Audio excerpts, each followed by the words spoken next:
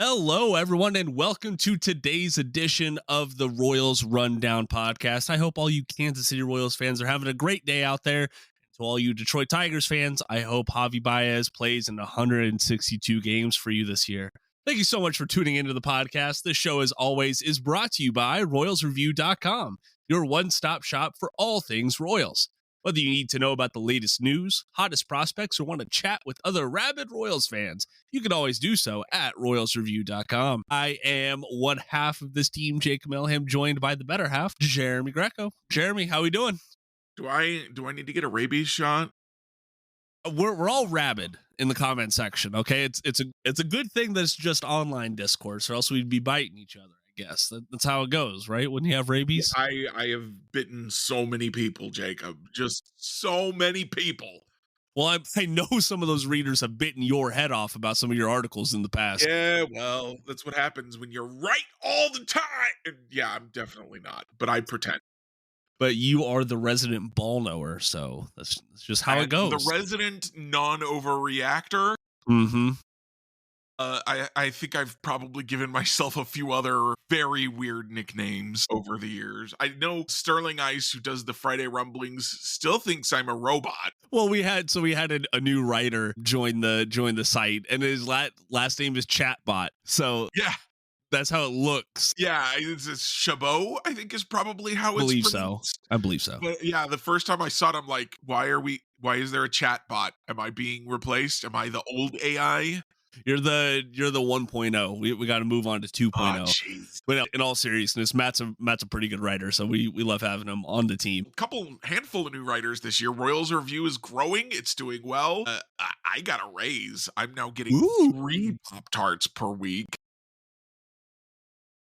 So man, we're living large over here. Things are going great. I'm super excited for the 2025 season, baby. As we all should be. It's starting, like, spring training ends this week, Jacob. Did you realize Saturday is the last spring training game?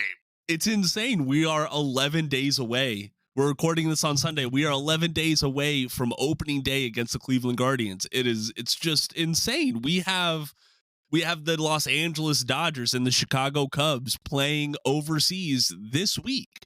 Like, baseball is here, baby, and I'm all here for it. South Korea? Is that right? No, it's in Japan. Japan. Okay. Yeah. Last year was the South Korea series. Yep, that's correct. That is correct. And the year before that was Mexico. I think so. I don't know where they're going next year. I remember for sure. Okay, sounds good. Maybe they're going to Canada. I want to say, and this has got to be wrong, but I want to say they're going to play in France next year. That'd be cool. Go to Europe. Sure, why not? Yeah, screw it. So, some housekeeping things. If you like what we do here or are a Kansas City Royals fan, which if you aren't, I'm very surprised you're listening to us, please follow or subscribe to the podcast. We are available on Spotify, Apple Podcasts, Good Pods, wherever you get your podcasts from. Actually, Jacob, half of our listeners are Detroit Tigers hate listeners. Oh, gotcha. Well, good. I'm glad that my intro included that dig then. I mean, I am a noted Detroit Tigers disliker. I don't want to say hater. Sure. If you want to continue the conversation with us, our social links are down in the podcast description below. I'm sure Jeremy's in the same boat as me. I am only active on Blue Sky right now. If I'm talking about Royals, it's over on Blue Sky. And I was going to say, I'm honestly not even active on Blue Sky right now. Like, if you send me a message or you ping me, I will reply, I promise. But, like, I'm just not social mediaing right now. It is rough out there, but sorry to interrupt you. No, you're fine. You're fine. But that's just the best place to find us. If you want to stay off of social media, you can shoot me an email. It's down in the podcast description below as well.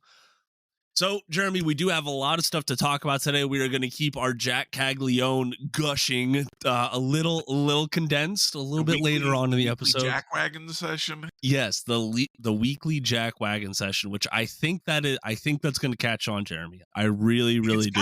It's got to. It's too good not to, right? It is. I just absolutely accidentally stumbled into that one. So that's how I accidentally stumbled into Walter Pennington last year. That you did. I think this has got to be a good one. Hey, I will take it. So there are some movement with the Royals that we got to talk about today. Austin Cox, Thomas Hatch, Carter Jensen, and Luca Tresh all went down to minor league camp. And alongside them, a couple of guys that I had made cases for getting some major league looks this year. Jonathan Bowlan and Steven Cruz, they went down to minor league camp and they are optioned to Omaha. So right now, the Royals major league camp is gone down pretty quickly. They're at 44 right now. So they still have plenty of guys to move to minor league camp to move on from. But I mean, the clock is ticking. We gotta get down to that 26. And Jeremy, I believe you just had another roster prediction out on RoyalsReview.com, right? It will come out probably before this podcast does, but it not yet as of the recording. Okay, gotcha. So make sure you keep an eye out for that. I mean, Jeremy, I don't think we should be surprised by any of these guys getting optioned down. It was nice to see Carter Jensen get some looks. It's funny you say we shouldn't be surprised because I am a little surprised. I had Steven Cruz in my opening day roster right up until you told me that was not a thing, like 5 minutes before we started recording. So it is, I did a little bit of writing on Steven Cruz this weekend. And the thing that I think is getting overlooked is when he was at the major league action last year, didn't see a whole lot, but he did good in what he did. He was primarily a cutter or seam guy. That was it. This year, he is working on a slider and he's thrown it a lot. It doesn't have like the same whiff numbers, but of course he's still working with it. That's a brand new pitch for him. If you go and you look at some of the metrics, one of the closest like relation pitches, I guess, like this pitcher throws a slider that looks like Cruz's. It was Seattle closer Andres Munoz's, which is pretty good. Ryan Presley was also a pitcher who had a very similar slider. So that's a good camp to be in. He does need to work on locating it a little bit, but I really thought that just with the cutter and fastball, Cruz could be a pretty effective reliever at the major league level, but he's only 25 and we'll see I'm sure he's going to be up at some point as long as he stays healthy. I think I wrote last time, or maybe, I don't know, I thought it anyway, that I thought he could be a guy like Walter Pennington that everyone's like, why isn't he up here already? And I still think that could end up being a thing, especially now that he's been demoted. Like you said, he didn't pitch a lot in the big leagues last year, but he looked good when he did. Same thing 2 years ago. He came up in September. He had, I think, started out, the first outing Really was bad. not good. Yeah. But then after that, he looked pretty good. And then we're like, we don't need to see you again. And it's just like, what's the guy got to do? He looks pretty good in Omaha. They just keep not giving him another chance. So hopefully he'll get that chance this year. I think I was beginning to think Chris Stratton wasn't going to be on the roster. I know David Lesky's been saying it's not happening for weeks. And I was just like, well, he's pitching pretty good, so maybe he is. And then he was not been good. And I'm like, okay, so I'm going to move on from him. I'm going to say Steven Cruz is that guy.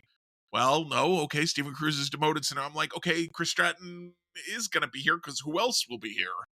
Yeah, that his job looks pretty secure right now. I think the top two guys in position with good spring training performances and a right-handed reliever are now in Omaha, Bowlan and Cruz. So Stratton looks pretty safe right now. Bowlan's last outing was not great. It was not. It was not. He had a good spring before then. I as I was writing in my roster prediction for tomorrow, I would have had him as the last guy in the bullpen until that last outing, and then I said, well, okay, Carlos Hernandez doesn't have options, Bowlan does. That last outing did happen, so Hernandez makes the roster, Bowlan goes to Omaha, and then I think Cruz and Bowlan are both guys we're going to see this year, along with Evan Sisk. It's just a matter of when. Yep, that is true. So some things that y'all need to know from Saturday. First off, Bobby Witt Jr. back in the lineup, looked just fine. He had 4 plate appearances, went 1 for 4 with the stolen base. So it seems like he has the green light. Everything should be fine there. So injury scare officially over, I will say. The stolen base is what really sells it for me, because I feel like when you hurt yourself, you're like, okay, I got to go out there and I got to do what I got to do. And that's, you got to swing the bat. You don't have a choice if you're playing, but you don't have to steal a base. And if you choose to steal a base, that tells me you're feeling all right. Mm-hmm. When you're not feeling good, Jacob, or at least when I'm not feeling good, I'm like, I will do what I absolutely have to do, but no more. Yeah, And I'm right you there take with you. that optional step. I'm like, okay, you're feeling all right. You're feeling good. You feel comfortable enough to push it a Yeah, little bit. exactly. Some other stuff from surprise. Chris Bubich looked very, very good Yeah, he against the did. Guardians. 3 1/3 innings with 5 strikeouts, scoreless at that. So really good stuff from the southpaw there. Hunter Harvey, that splitter is looking nasty. He had a scoreless frame, and he's only allowed 1 earned run in his 6 appearances. So I know health was an issue for him right now or last season. He's looking fairly healthy right now, and he's getting a fair amount of looks. So I'm pretty comfortable with Harvey right now.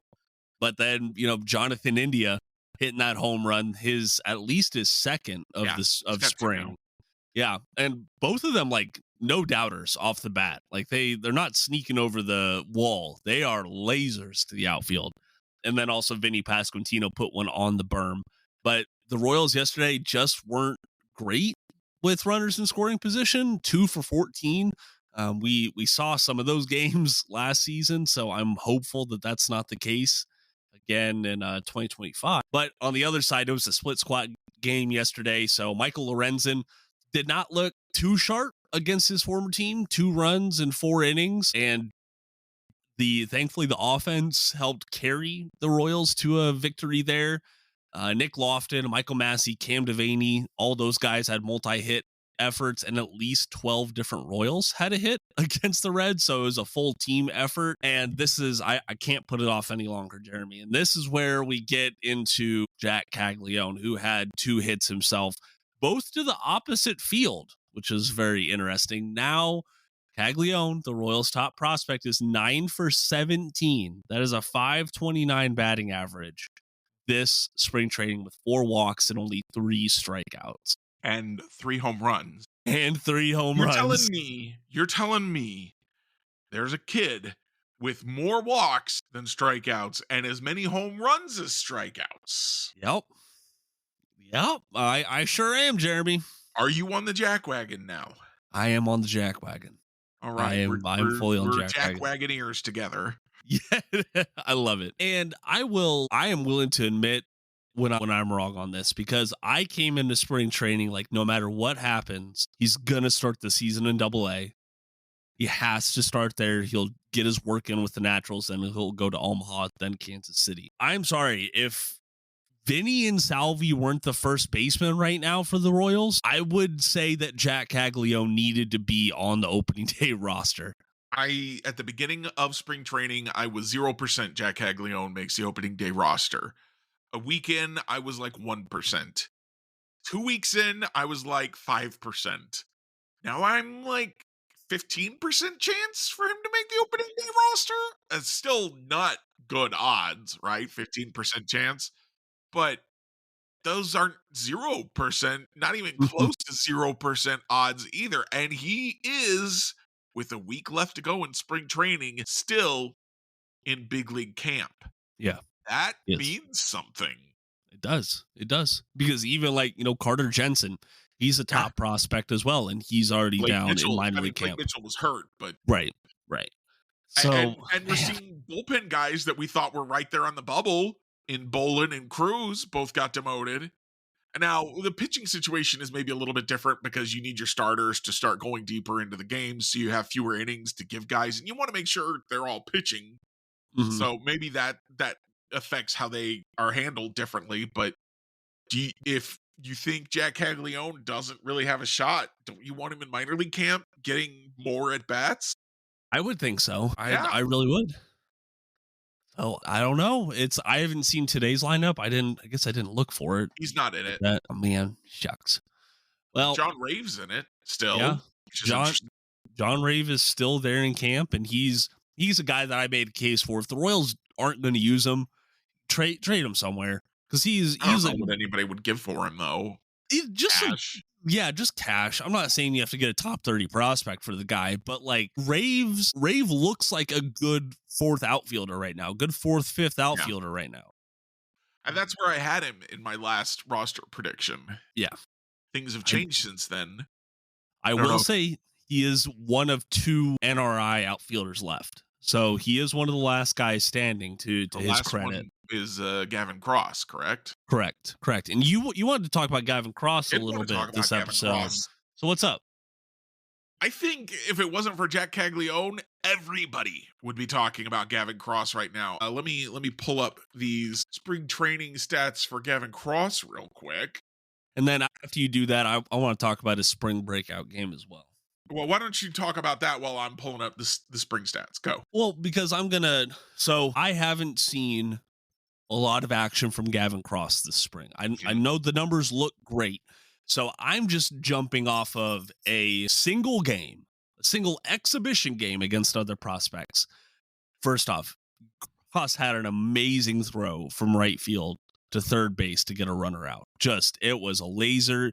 It was right on target. It was just an excellent throw. The plate approach, my gut said, you know what? This reminds me of another Royals prospect, Nick Prado. That's not good. No, it's not good. He had 2 strikeouts on the day. It wasn't banner stuff, but I know he can do it at least. He did it all last year for the Naturals. He's done it this spring training as well. It wasn't a great game for him, and it really kind of halted some of the momentum for him in my mind. But he was gaining momentum, Jeremy, to what you're about to talk about. Yeah, so the spring training stats, also 4 walks and 3 strikeouts. That's a popular combination. Batting 400, 526, 667 for an 1193 OPS so far this spring. He has 3 stolen bases. He does not have a home run, which I think might dampen some of the love for him, because we've definitely seen guys like Brett Eibner would have 7 home runs in a spring training, and you're like, where's the power? But the 1193 OPS, he's looking pretty good. And the Royals are pretty weak in their outfield. I'm trying to find his op qual here. His op qual has only been a 6.8, so just below AA. According to Baseball Reference, but still in spring training, still in big league camp, the Royals still need outfield help. Now, MJ Melendez has shown some flashes this spring training. Hunter Renfroe has shown some splashes this spring training, but are you ready, Jacob?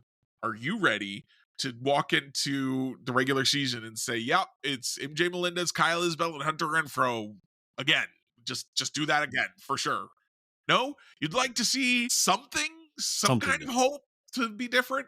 Yeah. Me too. I am now predicting tomorrow, so a little sneak preview for you all. Gavin Cross will make the opening day roster. Wow. He will platoon in right field with Hunter Renfroe. Hunter Renfroe would then be the DH against lefties, and he would play right or he would be DH versus righties, play right versus lefties. This is Gavin Cross is a left-handed hitter, so just platoon him up, let it go, and then I've got some other platoon shenanigans happening at some of the other positions. But yeah, so that is my roster prediction, is that Gavin Cross has done enough.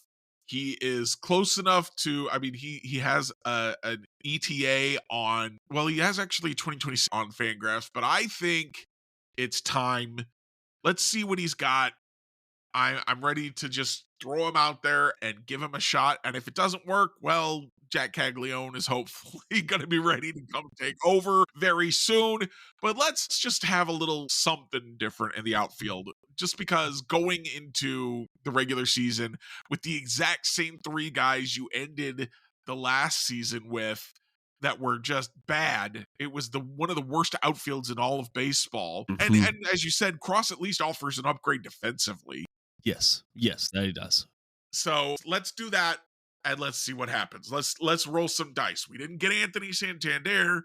We didn't get Jurickson Profar. Let's roll some dice. Let's see what happens. Yep. And to the Royals' credit, Annie Rogers has been subtly sliding into her writing that the Royals are still looking for a bat right now.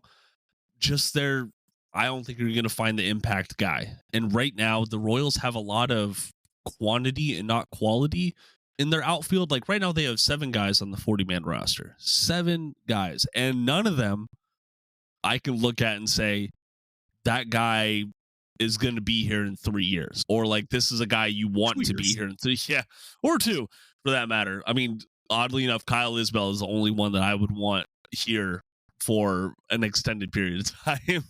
And I'm getting closer and closer to, I don't hate the idea of moving on from Isbell either, Yeah. honestly. The glove plays, the arm even is lackluster out there. If he's not gonna hit, then the only reason I'm like fine with Isbell right now is that left field, right field, and third base are bigger problems. Yes. So True. work on those first, and then like Isbell at least does have one tool that helps your major league club. I haven't heard anything on Nelson Velasquez since he went down with that injury. Have you heard anything, Jeremy? I have not. Yeah, it's been pretty quiet on that front, which isn't too reassuring, I would say. Like the Royals were pretty quick to come out with something on Bobby after that happened. Radio silence on Nelson isn't great. So he might start the season on the 60-day, 15-day, or 10-day, excuse me, depending on how serious it is. There's room. I think Wright is going to start the year on the 60-day IL, so that's one roster spot. If you did cut a Stratton or a Hernandez, that's another roster spot. So there's ways to make this happen. There is. It's just a matter of getting there. I'm not too worried about is there room on the 40 man for Gavin Cross, even with a Kevin Biggio, who I think we all pretty much are there now that Kevin Biggio is probably going to make this team. So you need 2 spots if you're going to bring Cross on. I think they can figure that out fairly easily. It's just, which guy do you cut? I agree. And that's, I don't know, in years past, finding 40-man roster spots has been a higher concern. This year, it's not really a concern for me because I'm seeing Nelson Velasquez, whether he's healthy or not, he's firmly on the roster bubble. So is Nick Prado, Carlos Hernandez, like you brought up. And then, I mean, those are just the guys like without options. I'm sure that in a tighter year, Sam Long would be on the roster bubble just because he doesn't have any options. But none of the NRI pitchers, with the Royals scream, okay, this guy is going to be on the 40-man or the opening day roster. None of them do. Same thing with the catchers. And really, I think like the only lock right now for that is Kevin Biggio, who's an NRI still, but has plenty of experience. We've seen him all over the field this year. So going to be really interesting to see what happens there. Jeremy, so I did bring up the spring breakout earlier on. Did you watch it at all? I did not. Okay. Busy with some other stuff. No, that is just fine. So if you are unaware of what the spring breakout is, second year that MLB has done it, basically what they do is each organization has a team of their prospects and they go up against another team's prospects. The Royals were tied for the most top 30 prospects on their spring breakout roster. I think 26 of their 27 guys were on the top 30 pipeline list. And unfortunately, the Royals just did not have a good showing against the Arizona Diamondbacks. They lost 5-2. Jack Caglione did his thing. He got a hit. Carter Jensen, he got a hit in his own right. Daniel Vasquez, an international free agent from a few years back who's been kind of fallen down rankings. He had a multi-hit game, but those were really the only positives from the Royals at the plate. And unfortunately, the 2 guys that really made some noise in the spring training, Noah Cameron and Lunder Avila, they had pretty rough outings. Cameron got hit around a lot against these Diamondbacks, and they're fairly younger prospects, so I was pretty surprised by that. And then Avila, he flashed his stuff, but he gave up two earned runs in his own right, but struck out 4. Cameron was the most concerning one because he gave up 6 hits and issued 3 walks. So that was not great from him. But Frank Mazzucato, who is a player kind of easily forgotten about, the 2021 first round pick. I know that Preston Farr and some other guys have been talking about his velo over the past couple of years. His velocity in this outing was amazing. Like he was averaging 92.5 miles an hour, which isn't great overall, but last year he was averaging about 88, 89 in games. So a pretty big jump for him. And I don't know if you know who Tom Nestico is. He runs a site called TJ Stats, and he has his own Stuff Plus model. That fastball had a 127 on his Stuff Plus model. So his model absolutely loves that pitch, and he was definitely one of the winners, I would say, from the spring breakout. But unfortunately, not really one to remember for the Royals prospects. Last year was just a great game overall with like the wild pitch walk-off win, but not this go around. So that's kind of all you really need to know from the spring breakout. It's a fun way for casual fans to get a look at some of these prospects, but I know a lot of folks were hoping for a Jack Caglione home run or two. He can't homer every at bat. Not every at bat, but he came up with like the perfect Hollywood moment. The Royals trailing by 3, bases loaded in the 7th inning with 2 outs, and he hit a ball hard and far, but it was just directly at the left fielder, right in front of the warning track. So it was just, if he'd hit that over the wall, I don't know what they would start turning things down to try and get him in the major leagues to start the year. No doubt. So it's a very, very exciting time for Jack Caglione, I will say. I did want to Royals fans. Yeah, especially them. Alex Gordon, we finally found out the mystery man is going to be inducted in the Royals Hall of Fame. No surprise there, though, right, Jeremy? The only surprise to me is that it kind of sounds like he's the only guy going in. I know. I thought for sure Wade Davis would be in.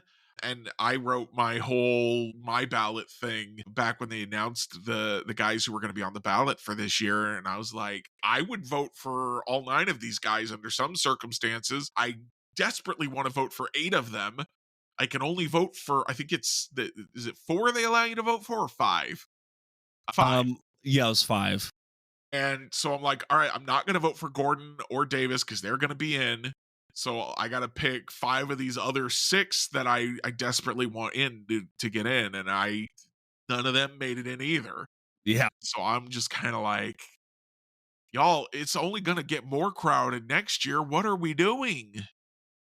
I don't want to be making these decisions. I really don't. And Moustakas, I think, will be there in 2 years, 3 years from now. I think so. He's officially retiring this year, but he didn't play last year. No, he didn't. He did not. Which, speaking of Moose and Hosmer and Gordon, they had a great episode after the announcement came out on the Diggin' Deep podcast. So go check that out if you're a Royals fan. But yeah, this is a long time coming for Alex Gordon. So very excited for him. I know he was, for me personally, he was kind of like the first glimpse of hope and talent in the on-field products for the Royals. And I'm sure a lot of other Kansas City fans feel the same way about him. Let's see. I have to bring this up because it shocked me and it's going to shock you, Jeremy. Sure. You know Joey Gallo? You remember that guy? I am aware of Joey Gallo, yes. Yeah, you aware of the high strikeout, high walk, very volatile player? Yes, he is. He has that title. He has announced today, this afternoon, earlier actually, that he is going to be transitioning to the mound. He is going to try and extend his MLB career as a pitcher. Okay. I wish y'all could see that. He's in his mid-30s, isn't he? I don't think so. I think he's like 30. No way. I'm looking it up right now. He is 31 years old. Still, I think, well, I guess if the White Sox release you, you got to do something different. And that's what when I Google Joey Gallo, that's the first thing that comes up is he got cut. Yeah. By the White Sox. I guess I don't blame him, but I'm not expecting to see him pitching in the big leagues. I'm not either. He can try. Good on him. Good on him for trying and investing his time and energy into that. Future outcome is not what you're looking for as a pit. Well, I mean, if you can strike out guys like he struck out and maybe give up a handful fewer walks and home runs, he might have something. But he might. Ways. He might come back with the White Sox as a reliever. Might be his big move this year. I'm not holding my breath on that transition working out. Nope. I'm still curious. Do you know if Brett Phillips is still kicking around? I know the Yankees signed him last offseason as a pitcher, or last midseason as a pitcher. Wonder how that prospect is going. Well, he still shows up as an outfielder when you Google him. Yeah, He is a free agent pitcher right now, and he last played as an outfielder. So I don't know. Maybe that transition isn't going as well as I thought it might either. maybe not. Maybe not. Always an easy guy to root for, Brett Phillips. Absolutely. One last bit of news to talk about. The Royals announced their 2024 organization awards, which I was kind of surprised. Like, hey, it's March 2025. Like we don't have these I out thought we'd yet. done that already. I thought we had too, but apparently not. I'm just going to run down the list of the organizations you need to know. Omaha Storm Chasers player pitcher of the year, John Rave for the player, Evan Sisk for the pitcher. Interesting. Yep. And then you go down to the Naturals player of the year, Gavin Cross, and then pitcher of the year, Steven Zobak, a guy that I'm really high on. Yeah. Go down to Quad I'm starting to get Cities. excited about him too. You should really should. Quad Cities player of the year, Carter Jensen, pitcher of the year, Ethan Bossecker. Excuse me, I kind of stumble over his. I don't know that name. He is. I don't think I've heard of him before. He is really. I don't know if I want to get invested in the prospect profile. I will say that. I mean, I'm not going to get invested in a high A guy that I've not heard his name before. I tried really hard to not get invested in Jack Caglione. Fair. So Ethan, to his credit, last year had a 13-3 record, a 2.45 ERA across Columbia and Quad Cities, led all Royals minor leaguers in ERA and wins. He was second in opponent average, second in whip, second in innings pitched. So he put together a pretty good game level performance last year and a 13th round pick out of 2020 in the 2023 draft. So we'll see what happens. But he had a pretty good year last year, to his credit. All right. You go down to the Fireflies. Blake Mitchell was the player of the year. No surprise there. And then pitcher Felix Arande was the pitcher of the year. And I mean, I know a whole lot of folks don't know Dominican Summer League or Arizona Complex League, but one of the Royals' top catching prospects, Ramon Ramirez, won Royals Player of the Year. Anything about, I guess, Hung Chan didn't win anything. No, unfortunately not. I think I forget if he spent more time in Columbia or in the Arizona Complex League this go around. It looks like he spent 50 games in A-ball was where he spent most of his time last year. Gotcha. He had 27 in the Complex League, had a 129 WRC plus, got promoted, and only had a 100 WRC plus at A-ball. So terrible, awful. Well, I want more. Give me more. More. Can I please have some more? Yeah. Yeah. This Royals catching prospect pipeline is just absurd right now. It's a logjam and is, I think. But we can't trade Carter Jensen. We need him. Yeah, we need him now. Do not trade Carter Jensen for one of the best left fielders in baseball. Do not. Are you trying to jinx the Royals, Jeremy? Is that what's going on? I'm just yelling to yell. Fair enough. I think that's a time that we need to. Clouds. That's also, since we've had him on the podcast, I wanted to say congratulations to Nick Batters, who won the Matt Minker Award, which is, they had a description about it. I want to make sure that I tell it right. The Matt Minker Award, which annually recognizes an outstanding minor league affiliate employee. Batters has been, he's been with the Royals for a minute now and just does great work. So if the Royals ever have an off day and the Storm Chasers are playing, go listen in to a Omaha Storm Chasers game, because Batters he's pretty good on the horn. I'm sure he's just great behind the scenes too. That makes me think that I need to create a joke about what's manager Matt Quintero's his favorite breakfast food. Pancakes, because he loves to mix the batters. See that there's layers to that. There's layers to that one there, Jeremy. That's a good one. I just made it up. It can't be good. It has to be bad. I'm so sorry to everyone who had to listen to that. Man, not that. Okay, I'm not that sorry. No, you're not. Don't lie to us. Alrighty, folks. I think that's a good signal that it is time for us to get to our Royals reviews. Jeremy, I'll give you time to think of one. Unfortunately, today. Oh, okay. Okay. Hey, I got a quick one though. Yeah. Hell's Kitchen, the uncensored version on Tubi. Highly suggest you go. Daredevil? What is Hell's Kitchen? No, Hell, like with Gordon Ramsay, the cooking show. Hell's Kitchen. Yeah, yeah. Um, I think it's just great without having an expletive warning or it being censored or anything like that. It's on Tubi. It's free to watch. Just go check it out. There's like 20 some odd seasons of it. It's a great drama background show is what I would call it. I really enjoy it personally. So, Jeremy, over to you for your review. So I'm just gonna go ahead and review this week. I will give you MLB The Show 25, baby. Yeah.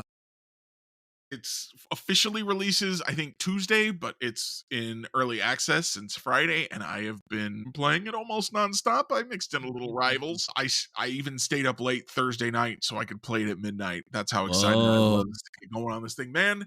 I am having a blast as usual. Diamond Dynasty. I'm a little worried about what it's going to be like in the seasons because I'm ready for some 99 players, and I don't know how long it's going to take us to get there since they took out the sets and the seasons this year. Because before, when they were doing sets and seasons, they're like, we could do a 99 pretty early on and then, kind of backpedal when we start the next season. But we'll see how that goes. I don't know. But I played a whole season of March to October on there, which if you're not familiar with that mode, it's you pick a team and you play key moments in the season. You don't have to play the whole season, but you play key moments in the season and you try to take your team from March to October. Mm-hmm. And also it's like a double entendre. You march, walk to October, so double entendre, always a good time. I played that. The Royals you choose your difficulty level in part by choosing which team you're playing. The Royals are considered a contender this year in March to October. They are considered, along with the Guardians, are a contender to win their division. Tigers and Twins are both on the outside looking in a little bit. Ooh. According to MLB The Show. So just a thought. And I took my Royals all the way to winning the division and then getting swept out of the division series by the Red Sox. Yeah. I screwed it up at the end. My bad. But, hey, 90 wins and a division series appearance, that's a good start. We can go with that. I got to say, I started the Road to the Show mode again today.